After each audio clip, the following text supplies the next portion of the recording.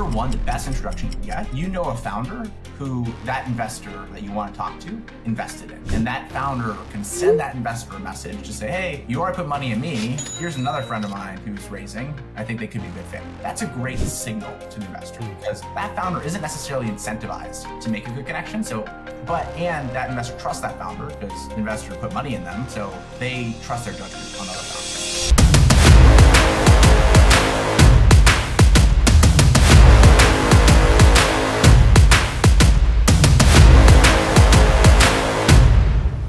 All right, everybody. Welcome back to another episode of the 1% Podcast. I'm your host, Vin, and I'm Shane. And today we're joined by my main man, David from New York. How we doing? How we doing? Excited to be here. I've been a listener for a while, and I've met you recently, and ever since it's been cool to catch up. So excited to chat more here. That's it, man. We're excited to have you here. For those of you that are listening and just tuning in, this will be an awesome episode. David is a founder of a phenomenal company, which I'll let him tell you all about. But as he referenced, we met recently. We met at a nice experience at this place called The Othership, which is saunas and cold plunges. And it was David's first cold plunge. I held his hand, held him tenderly in the cold pool, and here we are. I remember that day fondly. I think back to a lot. Yeah, exactly. Awesome, man. Well, tell the listeners a little bit about yourself, the story, what you're building, and take it away from here. Yeah, so I'll start back when I was 19. I usually like to start the story back then. I got a call from Gary Vee. If you're familiar with Gary Vaynerchuk, he's a media guy. You've probably seen his content around. Pretty polarizing guy. Some people like him, some people don't. But he asked me to drop out of school. I was studying computer science at University of Michigan. So I left school and joined him as his first community loyalty hire. So he already had, 1,000-person agency, but he's starting this new product to effectively incentivize different types of fan engagement. And that eventually led me to being an engineer at a company called 1Password, and then the youngest PM product manager at DataRobot, so an enterprise AI company, before starting my own company, intros.ai, when I was 21. So left school altogether, started that up, and so far gone through a few rounds of fundraising, been an intense process, a lot of cool customers. We've worked with companies like Morning Brew, worked with Morning Brew Hampton, if you're familiar with like Sam Parr and them, a lot of different large groups of members or communities with large groups of members where we effectively find ways for those members to connect with each other. So what we do is we look at your LinkedIn and your background and figure out bio and say, hey, these two people should get connected. So we'll make an email intro or a Slack DM intro. It's almost like you're hiring a network assistant to help your members connect with each other. You can imagine alumni networks getting benefit from this. And sometimes newsletters will say, hey, we don't want to start a big Slack or a Discord, but we want our readers to connect. So we'll just connect them based on their background and interests. So it's a good way to facilitate these types of community connections without needing to go down the route of having a massive community team of community managers. So happy to get more into it, but that's the quick gist. Love to share anything else you guys want to hear more about there, though. Well, I think it's pretty interesting, and I am curious about this one thing. When you are entering into companies or communities, do you find that anyone is hesitant to use the software? Like somebody might be reluctant to give up control of these are all my clients that I've curated and I don't want it to reflect poorly on me because now we just made this intro because you made it happen. Like, have you encountered that? And like, how do you overcome maybe, I don't know if that's an objection or a wall. Yeah. Like what would you see that as? We see that a lot, right? There's some on one side of the spectrum, you have a community of, we work with like the first community hire at Notion who has like about a 5,000 person community. He wants it fully hands off. He's like, I trust you guys. You just do your thing. And I gotta hang back here. The other side of it, we have folks who will want to, before any intro goes out, you want to make sure that you can review them first, kind of reshuffle them, kind of make sure, reword it because you want to feel like it's coming from you.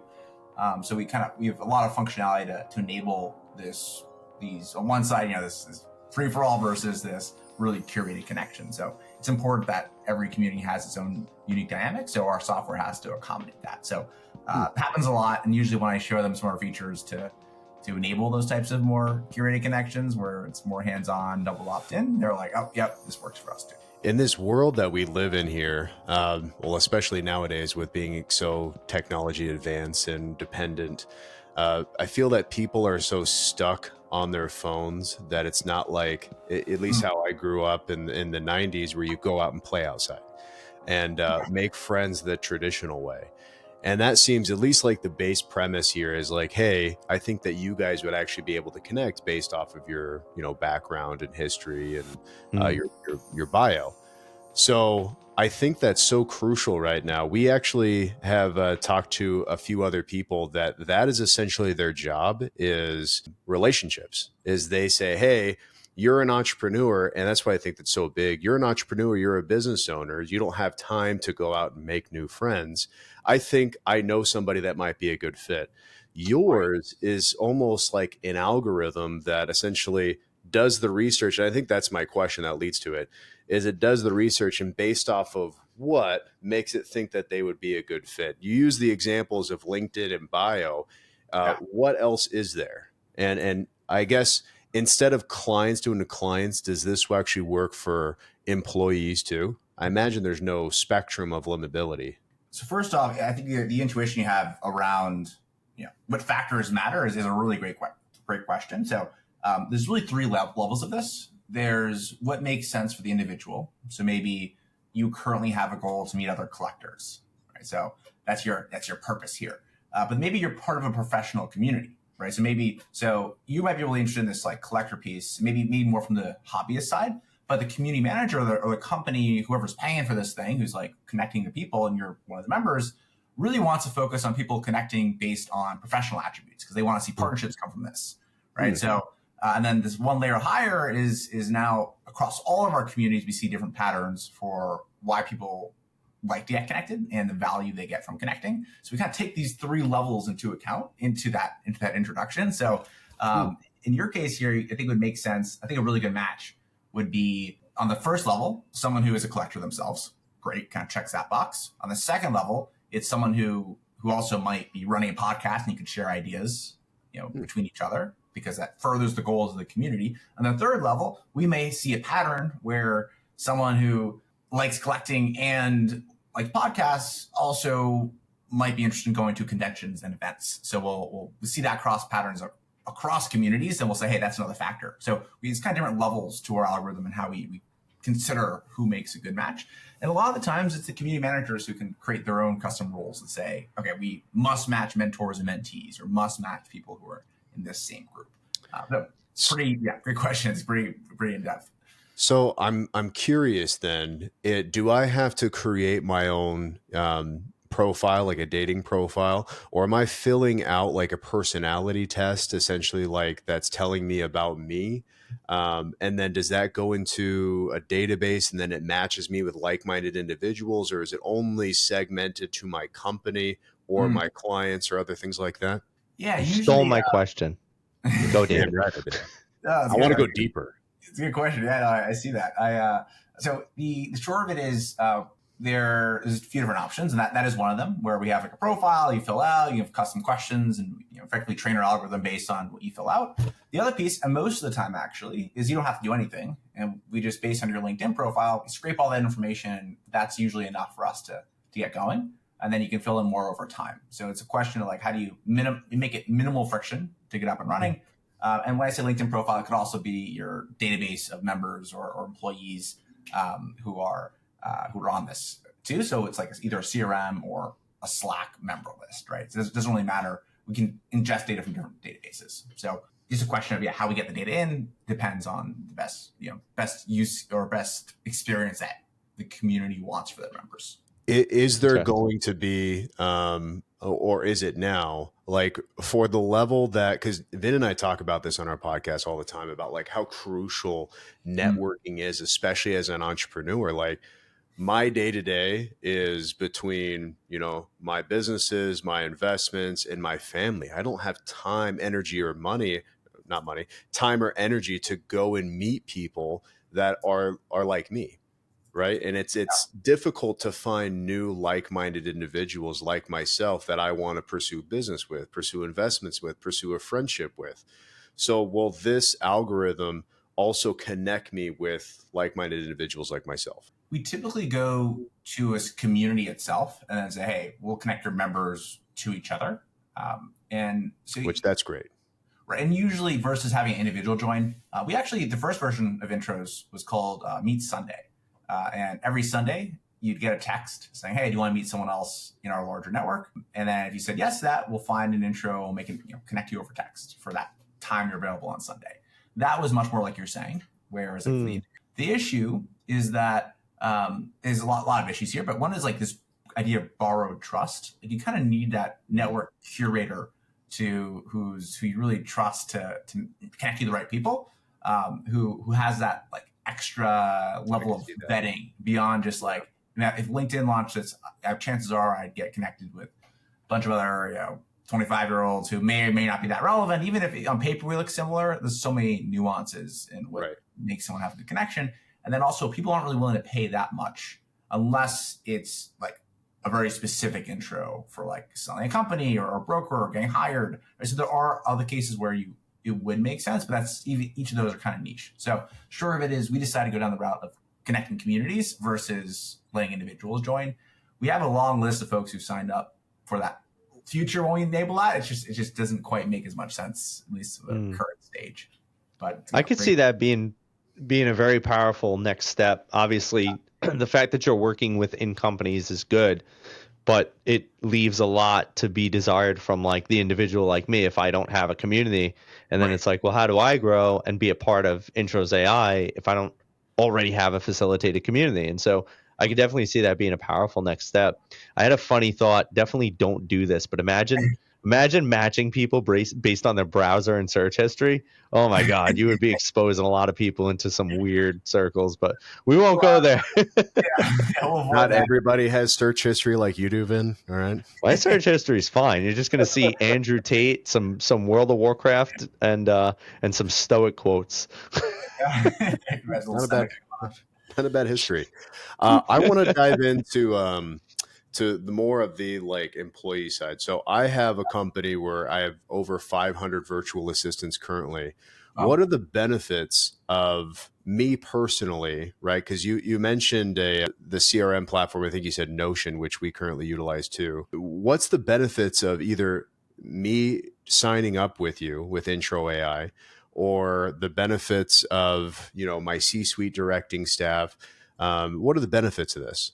Biggest thing is retention and time to onboarding. So if you have a new hire, think about their own employee experience.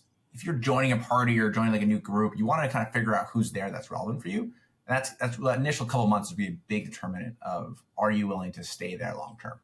And then the second is it's really about the journey that they go through of the company. So then maybe that's the first few months. It's like, hey, I don't want to meet someone else every week, but maybe once a month I'll be able to network with someone else in this community, and it feels like I'm part of this group versus being just like a remote employee who may not have any other connections. So it's like it's a really big perk in a way that building a culture.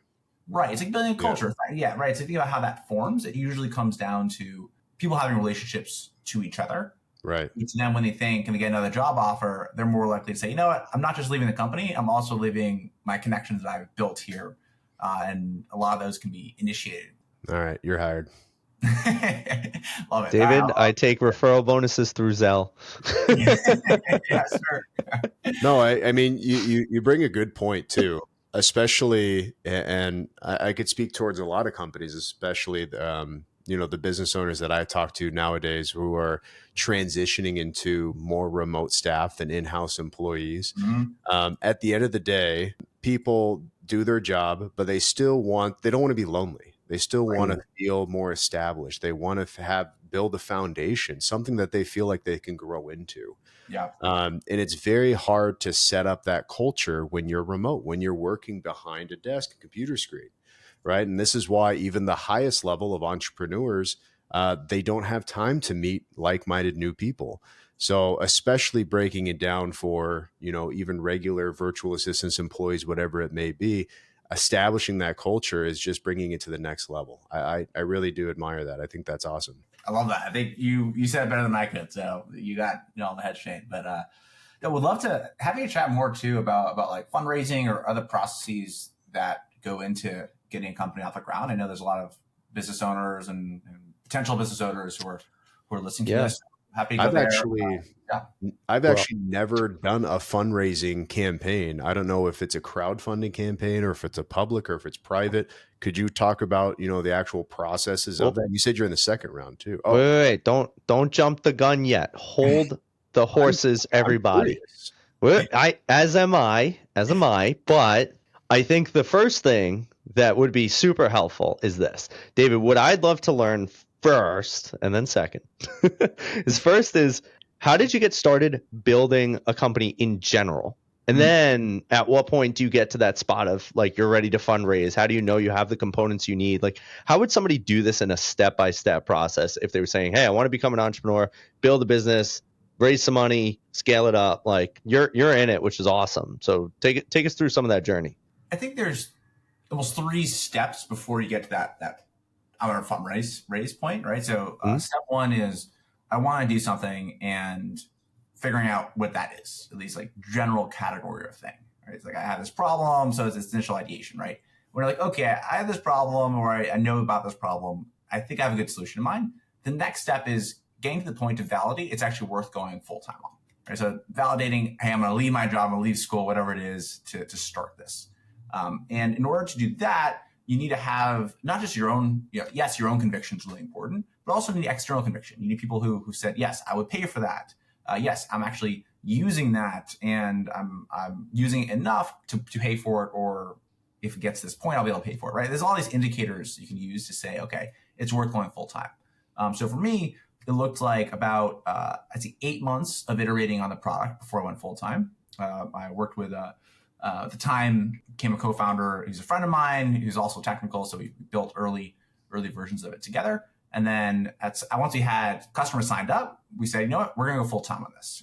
We think that if we can really just double down on this for the next 6 months to a year, we should be able to fundraise and get to the point where we have enough traction, both in the product and our growth, to say, hey, give us money to really go and build a company. That ended up taking us about 8 months to get to that point. And then the point in which we could build a company is when we go fundraise, is when you have some really key insights and really key differentiators that make you like special and something that ideally your customer or potential customer is like, yeah, this doesn't exist, or if it does exist, this does it so much better. So it's kind of like those 3 stages. Get the concept down, figure out who you're doing this with, solo or with someone, iterate together. Don't go full time right away. It's the worst thing you do is you go full time and realize 6 months later, that was a waste of time. It's not viable. Once you're confident enough, you can eventually build this into a big company. Then you actually validate some of those things. And along the way, you probably want to talk to a few investors or friends who've done it before to figure out, make sure you're on the right track. And then once you're at a certain point, it's like, okay, we have everything in place. Now, we ideally have some paying customers or commitments. If we just get $500,000 or a couple $100,000, it's enough for us to actually go and prove the next step, which is like, this could be a big company someday. So, so I think the key thing there is at least, 6 months to a year before you're going full time. And once you're full time, probably wait till fundraise. So I actually burned through a lot of my savings for most of it in those 8 months going up to the fundraise. So keep that in mind too. You want to make sure you have a cushion. And I also wouldn't, and when it comes to, if you're a student, don't drop out unless like, your worst case is getting a really good job and you already have like job secured, right? You want to make sure your worst case is pretty high already, because otherwise you could spend years doing this thing when and leaving, you're like, now you're back at square one. You want to avoid that case. Love that, man. I personally think that you are the first person that I've talked to as far as entrepreneurship that's done this the safest way possible and has looked at all sides of the spectrum prior to driving in. You've also set realistic goals and aspirations to actually achieve and hit. You did it the safe way, the continual way, while you still were either in school or had a job before you dove all into this. I mean, when you talk to business owners and entrepreneurs, it's they dump in right before. It's almost like they put the cart before the horse before they even have like a full concept on there, or they just kind of go into themselves. Like they believe in themselves so much. It's like it's a weird kind of mindset here. And yours is different. It's actually reassuring and refreshing a little bit here that you've actually laid it all out and you're saying, okay, I think now is the appropriate time that I have in my savings to double down on myself, to go all in and commit to this. It just proves that even the day-to-day, somebody who is going into the corporate life or is in the corporate life can still do this, right? If they appropriate the amount of time and assets to, do this. It's just, like I said, it's refreshing. I think the key thing here, and this is the hardest part, is either the hour before your work day or the 3 hours after the work day, having the diligence to go either 5 to 8 p.m. or, 6 to 7 or 7 to 8 a.m., right? And that's an extra 4 hours each day, right? You can get a lot done there, at least to the point of contacting the right people. And you can always tell yourself excuses. Oh, like people aren't working during those times. Well, just schedule the email to go out the next day at noon, right? You can kind of do all these things it just comes down to level of commitment and how much you care about it, right? But all this was built in the after hours after work. I take that back. Actually, after hearing, it's been so long since I've heard Vin's story. It's probably been a year and a half since we've done this podcast. I remember Vin being a firefighter and then smashing Red Bulls and working 3-4 hours to get his degree, I believe, to also finalize in being a full-time business coach / therapist and firefighter, and then fully committed that way too. So I misspoke on that. I'm specifically talking about myself and the people that I actually know.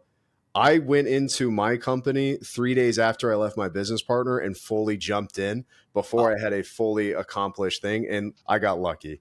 Thankfully I have a very strong work ethic, which I think paved the way, but a lot of people I talk to kind of are like that. It's weird. It's a traditional type of, safe type mindset compared to me. It's like, I'm going all in, I'm investing in myself. Do I have, the support and the savings to do it? I hope so. I guess we'll see. Yeah. That was my mindset. It's interesting though. I do love it because I'm a big fan of what David did, because I did something. Yeah, Shane's right. I did it very similarly. It would be a 24-hour tour, which ultimately meant it was a 27-hour tour. Most of the times you don't get any sleep. And then it was during COVID, so the gyms were closed. And I was like, I still got to work out. So I'd get off my tour. The firehouse had a gym. I'd take pre-workout, work out at the gym, then I go home, and then I do like cold calls all day, and I'd work on my website, and I try to land coaching clients, and then I'd probably get the best sleep because I was up for almost 36 hours straight, and then we do it all again. But it's the smart way to do it, because realistically, when you look at those stats, and I'm glad that you're bringing this up, David, because you look at the stats, the first 5 years in business, 95% of businesses fail. And then of that 5% that did survive, 95% of those or 90% of those aren't even profitable. And then that leads to the second round of failures. And so I like advocating for the transition in a very smart, secure way. And I think more people should consider that, because, listen, we made it. But for argument's sake, at least at this moment, all three of us have made it in the way that it worked out. But for the three of us, we're all in the same room, but we are the statistical anomaly. If it's like, oh, what are the chances of you three guys not good? Out of that 95%, right? There's just no excuse, though. There's no excuse for not doing it. We've talked to people all the time, almost on a regular basis, where they want to do something more and they just don't. And what do they do immediately next? They create excuses. And that's when I said it was just when David's story here is like, well, I did an hour before and I made time for myself. That's what I'm saying. Like, it's just, he didn't make excuses. He said he lined it out and he did what he needed to do, just like you did. It's just refreshing compared to the idiocracy, route that I took and, dove right into it. But hey, I figured it out. I say you're pinned to a corner and say this has to work. Otherwise, I got to go get a 9 to 5. That wasn't an option for me. So the other big piece here is it comes out of conviction in yourself and making sure that you're not just delusionally doing it. It's like, if I can do this, and you've done it before, you have a good fallback of some sort, that if this doesn't work out, you have a plan B. It might be a different story, right? I think when I was, so it does, there are cases, or the classic is second time founders. It's like if you've gone raised and sold a company, VCs won't even ask you about your idea necessarily. Like, you've done this before, here's some money, go figure it out, right? And that's okay, because you've proven to yourself you can do it. So it comes down to what is your own conviction in yourself, and what do you need to do to be convicted in yourself. And ideally, it's a realistic worldview that you have there. And I think what you're saying here, Shane, about like this no choice, like you just got to do it. I think it's really the healthy way that everyone should see the world. I don't think many people do, as far as like 1% goes. One view that I think is like really crucial is if you think, wide scale of things, we're all a part of evolution, for instance, human evolution, like we are contributing in some way. If that is true, then the next step is like, how are you contributing or making a dent, right? What is your contribution? Ideally, it could be anything. It could be, I want to have kids, pass my values down to them. Now I have two more, people in the world who care about things I care about, and the beliefs I have. You could build a software product and pass the values down that way, right? If you care about human connection, you build a product that helps with human connection, and people connect. That's furthering that in the world, right? If you care about safety, you build a security product, right? So it's like, how are you putting your own values into the world in a really ideally intentional way? And that's something that, you don't need to do a company for that, but you should at least be thinking, what is my medium? I'm translating my own values to others. It could be a book, right? It could be, there's so many, it could be a blog, right? It's just, you needed some way to further your own beliefs through the rest of the world. I think that the company is a good way to do it. That ends up making a lot of money if you do it right. Yeah, I definitely agree. Leaving this world a better place, before you leave it, and, having some sort of values. I'm strictly talking about, people who want to go into entrepreneurship or complain that they want a better life and they just don't do anything about it. Yeah. I don't think there's anything wrong with having a 9 to 5 and doing the work you do and then enjoying life, doing whatever else you want. There's nothing wrong with that. It's a very simple life. It's stress-free. But if you're going to make complaints and you're not going to back it up, stop talking. That's literally what bothers me, because I know you're not going to do anything about it. I really want to get to the crowdfunding or public funding, private funding, whatever it may be, because I've actually never pursued seeking an investment portion of this. So I'm very curious on this process. And now you're in your second round. So I'm curious on, what level the rounds were. And yeah, I guess, and the curiosity too is like, when you note the round, are you on your pre-seed, your seed? Are you doing a second round in your seed? Like, indicate that part too, because people obviously be curious about it. Yeah, absolutely. So to date, we've raised 2.6 million, and we've done that in 2 rounds. We did one pre-seed and recently did a seed about a year ago. So the way we approached it, so I'll kind of get into the mechanics and like tricks and general strategies we use for fundraising, but I'll kind of start high level and we go deeper. Initially, we figured, okay, we raised around $500,000. The first 100, we did something called a tranche raise, where you effectively have 2 valuations you raise at. So the first 100K, we got gave people really good deals. We did like a $4 million cap valuation, meaning pretty good deal for a potentially successful startup, just for the first 100K. And then we bumped that to 8 mil and then 10 mil for the last checks. So we had part of the round come in at a lower valuation and part of the round coming at a higher valuation. And the reason for that is kind of need to get the ball rolling. The whole process took us between 2 and 3 months, say, right around 2 months. But I think it was also the time and the market itself was really ready for both our product and just the market itself was was it ZERP or something, when it was zero. The point is, it was money was really cheap, in that it was really easy to borrow money without any interest. That's what it's called. where effectively, you could take out $100 and it'd be 0 interest. So now you have all these VCs who are willing to invest, versus I think now, or at least this past year, it was harder to raise money because the interest rates were higher, right? So if it costs 5% of your money to borrow that from a bank, a VC is going to say this company needs to grow an extra 5% in order to make this investment worth it. So it's just harder to raise money. That was the first round. We ended up doing around 1.3 million, and then proved out a few of the things we wanted to prove out to then go to a seed. And a lot of that came down to partially team. Can we hire? Pretty young founders, so can we bring on the right people? Some of it was traction. Can we get customers on board who are willing to pay for this thing? Before it was we had people who are on, but they haven't actually paid yet. Another question was, do we have a repeatable model for getting new customers? Is it referrals? Is it going out there for outbounds? It's kind of a handful of things and check boxes almost you kind of need to do to get to the next round. So yeah, I guess I can go much deeper on what approaches worked and funny hacks and tips for it. But let me know what's interesting there. I can go more. all of that for sure. But I think one thing that's also really curious, and I feel like a lot of people would have this as a question, our viewers especially. How do you get the connections, and how are you in the right rooms to actually fundraise, right? And even speaking from my own standpoint, as you and I had talked about, and when we met, is like, I'm raising money for this laundromat. It's a pain in the ass. I've been meeting a lot of people, not always the right people. And Yeah, I've also coached a lot of startup founders.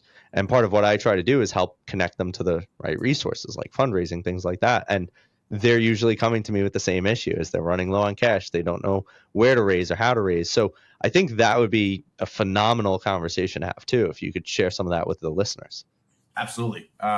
So I'd say there's two or three places to go here. So one is cold doesn't work that well. Rarely does a cold reach out lead to a close. I'd say it's probably going to be around 1% of the message you send will actually lead to some level of interest, even if you're like really appealing. It's just cold, especially now with outbound being more automated with AI. It's harder to do that. But that means you really need to rely on not your own network, but the network of people you know. That's really crucial, right? So it's the secondary network that will get you all the introductions. There is, you can go more into like approaches for that. A lot of it comes down to, so there's really like two pieces. One view is that, all right, so let me take a step back. So one common view is it's not about what you know, it's about who you know, right? It's very, we've all heard that. The issue is that even if you know someone well and you're friends with them, if you don't have the qualification or like the backing or like the interesting signals about that company, meaning like the traction or progress to justify an venture investment, even if you know all the right people, it's still not going to happen. So you kind of need this like baseline first. I think a lot of folks will say, I just can get in front of the right people, but that's not necessarily the case. It's usually because you need to make sure your company's viable. And once your company's viable, the next step is really to like, it's like kind of three levels of introductions. Number one, the best introduction you can get is if you know a founder who that investor that you want to talk to invested in. And that founder can send that investor a message to say, hey, you already put money in me. Here's another friend of mine who's raising. I think they could be a good fit. That's a great signal to the investor because that founder isn't necessarily incentivized to make a good connection. And that investor trusts that founder because the investor put money in them. So they trust their judgment on other founders. So that's like a really great scenario. With that, in order to get that type of introduction, you should probably go to networking or events or talking to other founders is actually pretty easy. You can even just send a message on LinkedIn. I've talked to other founders this way and vice versa, where I'll say, hey, I'm looking to get intro or looking to meet this VC. Any chance I could ask you about your experience with them? Would love 10 minutes of your time. Founders are usually willing to chat because they've all been there before. And then if you can get the intro from that founder to that investor, that's great. The next level is people you know or like work with professionally. That's always best. It's like you already have a relationship with them. So I had all my past bosses put a small check in, right? Gary V's Have Investments put a check in. When I worked at a startup, they put like a 5K check in, right? So a lot of my initial money in was people who I've worked with before, which is also a great signal. It's like, hey, these people have worked with me. They know I'm a hard worker and smart enough to get something built. So you should too, right? It's good to have that initial amount of raise from ideally existing network. And if you don't have that, that's okay. But you kind of have to build that. That takes time. It's almost like 3 to 4 months at least of just warming the network up to get to the point when you can eventually ask them, hey, can you make an intro to these people? So it needs to be strategic. And you also have to think to yourself, when you're doing this, you got to find ways to give more than you're taking, which is like a really core principle. Whatever you give comes back tenfold. So if you know someone's, some founder is looking to sell a product to some other type of founder or some other, end user, if you help them with that, say, hey, I have a friend who could buy this product. Let me make a connection for you, right? That's a huge benefit to that founder. The chances are that founder is going to say, hey, look, if you ever need support with anything, I got you, right? So it's like, how do you give to the right people? It's also, it may sound engineered, but it's okay, right? It's like, end of the day, if you want to build a company that is venture backed at least, then you need to do this. In our case, we did go get venture funding. So it wasn't crowdfunded. It was through like VCs and then some angel investors as well. I know I'm rambling here. I can definitely go more into this. The main point is was different quote unquote levels of like intros to the right people. Number one is founders that VCs backed before. Second is people who you've worked with before, and ideally who knows that VC. Third is other investors. But issue with other investors sending deals is like the first thing that investors going to ask is, oh, if you're making intro, why didn't you invest in them, right? So naturally, there's some missed signals. So the best case is getting connected to founders who are venture backed or have investors that you want, making sure you have a great impression, help them out, because then that person will make an intro from you to that investor they had. All right, I'll stop there. I'll have to go more in depth. I mean, that's a whole other job on its own here. It's nurturing relationships, give before you take, very standard, but still very applying stuff here. I'm very curious. I just want to take it a little before, I guess, is why actually get funding in the first place? Why not actually try the cold tactics out and, just try it on your own? Or did you guys try that and say, okay, we need some help here?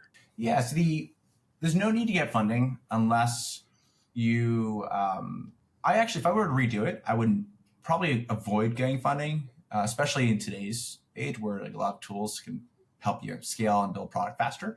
The main reason, at least historically, 5 years ago, you get funding is it lets you hire the right people to then help build a product or put it into ads and whatever else you need to grow fast. So we remember we still went technically about a year and a half without any funding. Right? So it was the 9 months part-time after work and then 18 months just burning through savings. So we kind of did that. Although to pay for, I think in my first salary when I was once you raised a little bit, once I started paying myself, I paid myself $60K a year, which is, pretty much bare bones, as I can get by on in New York.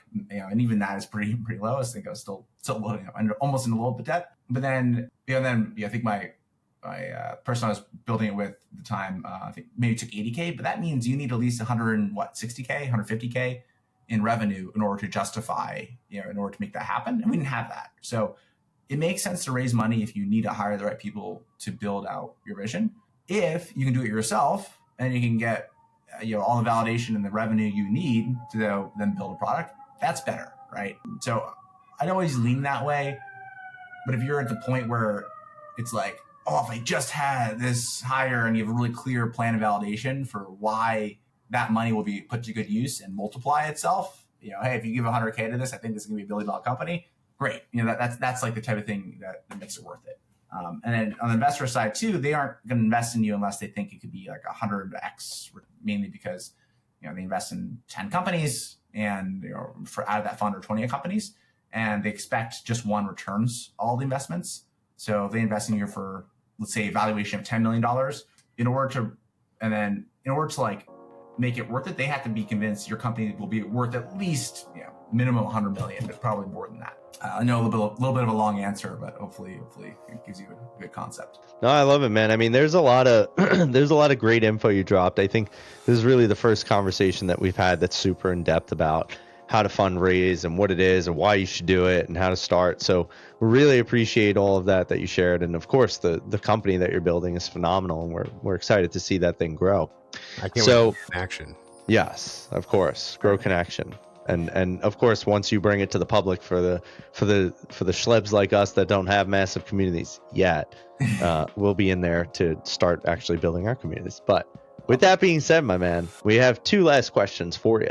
One of them being the standard question we like to ask everybody. Premise of this podcast is that being a 1%er does not mean that you're a billionaire. It means that you're trying to be the best at something, that you want to be in the top % of whatever it is that's really important to you, whatever it is that you really believe in. So we'd love to ask you, what is your version of a 1% life? It comes down to intentionality. So making sure that every choice you make can be yours and is made with intention. If you get up late, right, that day, like, was that intended? Did you mean to do that? Or did you set your clock 30 minutes earlier, or you just kind of press snooze? Is the job you're working on today, is this what you want to be doing? Is this your dream? Or is this your fallback that you've just kind of gotten comfortable with? And talk about, kind of relates to what we talked about earlier. Are you actually moving towards what you feel like are you acting on your own values and doing in your day-to-day job. Ideally, and if not in your day-to-day job, are you doing it afterwards?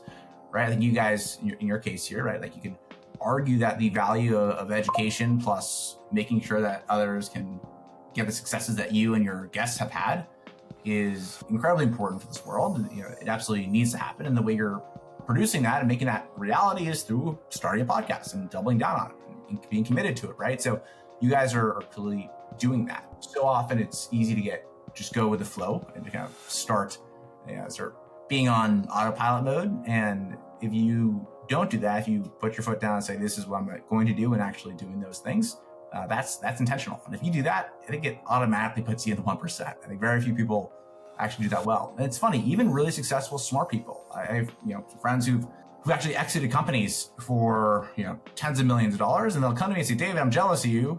I'm like, why? You are financially in a much better place than I'm at. And they'll say, well, like, I don't really care about this fintech product. I'm doing it because I saw the opportunity and it was interesting, but like you're doing something that you actually like really enjoy doing and you're making it work. So it's something that's interesting, right? Like if you think about, he almost, even though on paper he's really successful, in reality it was more of a, you kind of fell into it in some sense. Yes, he worked hard, but it wasn't intentional. So all that said, I think you could, the more meaning you put into the decisions you make and actually following through, that makes you 1%er. Yeah, I love that. The next time you hear somebody tell you that they're feeling unfulfilled, you send them my way. I love it. Well, David, before we wind up ending off the show here, and by the way, stick around for a minute after we end, please tell the people, how can they either use your product to get in touch with you? Like, what would you love to tell our audience to do? Reach out, either product or anything else. Happy to give quick thoughts and advice on things. So on Twitter, I am at the brunch guy. On hosted over 100 brunches to date. On LinkedIn, David Gabrowski, and email is david@intros.ai. So feel free to reach out, and I'll at very least respond and help you whatever you're trying to do. So thanks for jumping on. Awesome, man. Helpless, love it. Thanks so much for being here. So everybody, there you have it. Go check out intros.ai. Go see if you can get connected to get into a warm network and raise some funds. But overall, we hope you enjoyed today's episode. Please like, share, subscribe, follow, tell a friend, drop a comment. Let us know what you thought, if you learned anything cool. And we'll see you next time. As always, I'm your host, Vin, and I'm Shane. And that was David. See you, everybody. Bye, guys. Thanks, guys.